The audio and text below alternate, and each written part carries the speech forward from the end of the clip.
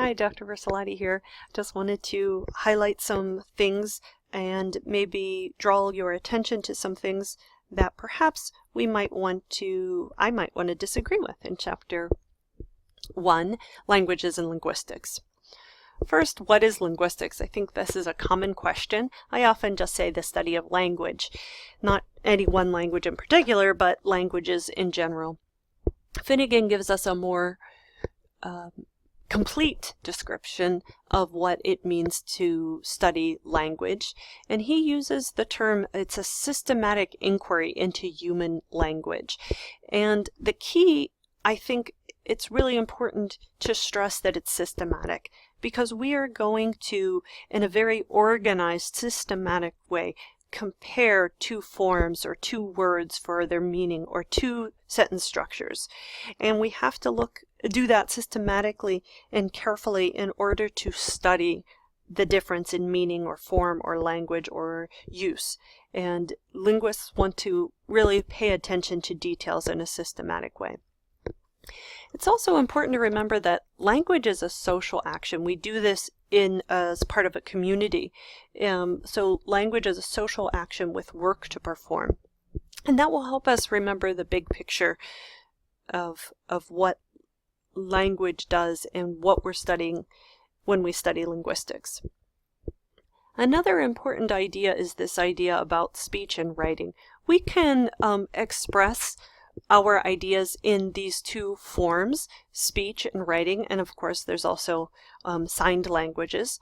And speech and signed languages are primary. And by primary, it means that it's used to directly represent the entities in the world. We use it to talk about things and events that happened, like, for instance, what happened today. And you might say, but you can also do that with writing, and that's true, but writing is secondary. Writing is secondary because the written language represents actually the speech. It doesn't directly represent the ideas and events in the objects in the real world. So, for instance, the word cat, C-A-T, how to spell that, C-A-T, is because of how we say it in English. It's not anything with the cat itself. It's the speech came first. And you can think about that even as a child learning language. We learn to speak or sign first, and only through formal instruction do we write. The written language is on top of the spoken language. It's only through the spoken language do we write it. And as you may know, some languages do not have a written form, and earlier forms of even English didn't have a written form. We spoke it first. Another idea to think about is, what about language rules, right? We often think about grammar, linguistics, and language and grammar being rules. And some linguists would say that there are some rules of how language is constructed in our minds, and then from those rules we create language. We form language. We use that knowledge to speak. Other linguists would say language comes first, and from that language use we see patterns, and then those patterns are written down as rules. And given that we said that speech is primary, that we discuss objects in the real world, it seems logical to me that we use language, that language comes first. And as humans, we are pattern seekers. We want to understand the world by understanding patterns like the season. We notice the patterns in our language, in the language of others. And linguists came along and recorded those and described those patterns in the form of rules. But if we think about it, I think we do see that speakers of the language are really the deciders of how we use the language. Because we as the speaker decide whether we follow that rule or not, follow that pattern or not, or apply that pattern in a new way. And we can see that with language change. Something as simple as adulting. We used to say something like, I have to act like an adult, or now I am acting like an adult, but because adult is a noun, but someone decided that we don't have to follow that pattern if we don't want to, and started to say, I'm adulting.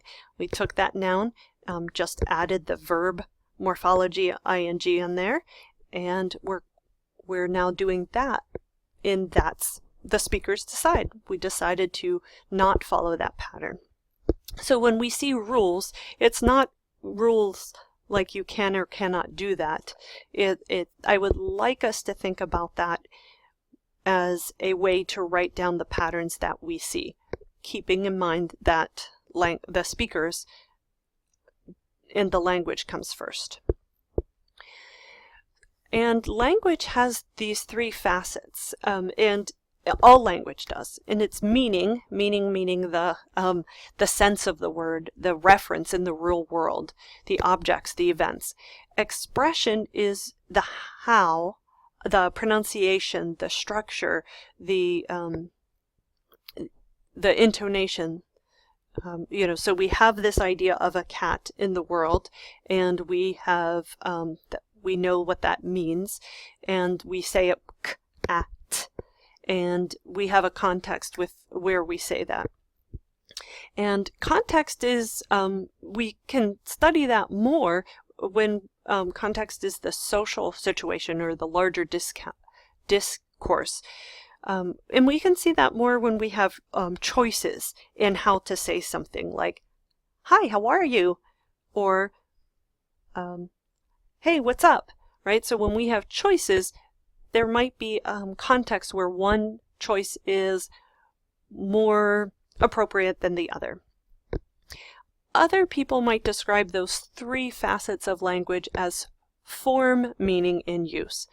And it's the same idea. The last idea that I want to talk about that I kind of noticed in this chapter is that children learn language so efficiently. How do they do that? Children learn language so quickly, so efficiently. But I want to ask ourselves, do children really learn language quickly or efficiently? And I want to do that with the form of a video. Now in this video, this is showing a woman, I'm assuming the mother, recording through time-lapse video how this child is starting to just get the form of form and meaning connection, not so much context. So here's the word for music, and the child is doing something close to that, and as the child gets older, similar, a little bit older, and the mother here even misunderstands what the child's trying to say, but trying to show all those different forms. And I point this out because if we assume that children learn language quickly and efficiently, we might make some other assumptions of what it means to know a language and what it means to learn a second language. So I just want to, and again, this is with a sign language, but we can think about this idea with children who are learning a spoken language. We know that they go through the babbling stage, the one-word stage, the two-word stage, small phrases, and all the time mispronouncing and confusing words and confusing sentences.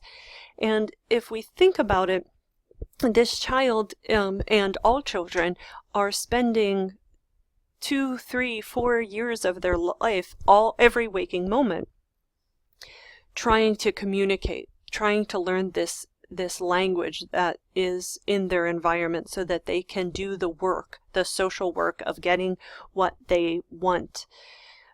So I want you to be cautious with this assumption, because I don't think children learn quickly or efficiently, just like learning to walk or anything else. I think that it's their stages to it, and oftentimes as adults we forget all the work we put into something like that. So there are my ideas to remind you about what is linguistics and what we know about speech and writing, language rules, and what that means when we talk about the rules of language and we read about the rules of language and those facets of language. Form, meaning, and use, and what the assumption of learning a language, the difficulties that are part of learning a language, and being aware that that is an assumption that children learn more efficiently than adults. Think about all these things as we study linguistics.